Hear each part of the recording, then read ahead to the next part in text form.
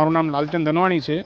આજે અમે બર્ધન ચોક એસોસિએશન તરફથી જામનગર કલેક્ટર સાહેબને જે નામદાર હાઈકોર્ટનો નો વોકિંગ ઝોનનો જે આદેશ છે એની કાયમી અને ચુસ્તપણે અમલાવારી થાય તે માટે થઈ અને એક જંગી રેલી સ્વરૂપે કલેક્ટર સાહેબને આવેદનપત્ર પાઠવેલું છે અને બહોળી સંખ્યામાં આજે વેપારીઓ અમારી સાથે જોડાયેલા હતા।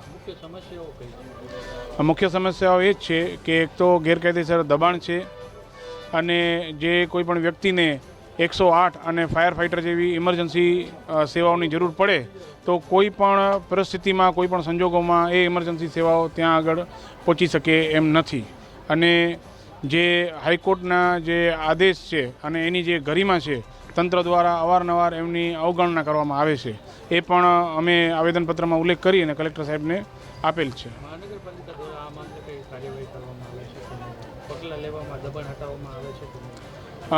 જ્યારે જ્યારે પણ વેપારીઓ બંધનું એલાન આપે અથવા તો રજૂઆત કરે ત્યારે તંત્ર દ્વારા આવે છે, અહીંયા આવે છે એ લોકો, પણ એવું આવે છે કે એક દિવસ આવે છે અને એમાં પણ 1 જ કલાક સુધી જ એની અસર એક રહે છે। કાયમી ધોરણે કે અસરકારક પગલાં તો હજુ સુધી કોઈ લેતું જ નથી। વિજયભાઈ છે, હું બર્ધન ચોક સમાજનો સેક્રેટરી છું। હવે ગુજરાત એક વિકાસનું મોડેલ છે।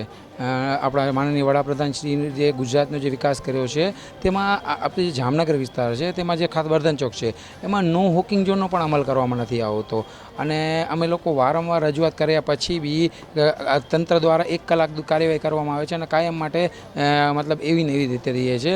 તો ખાસ તો નો વોકિંગ ઝોનનો અમલ થવો જોઈએ, કારણ કે પાર્કિંગ મળવું જોઈએ, લેડીઝને બધી સગવડતા મળવી જોઈએ ત્યાં પાર્કિંગની ને એ બધી।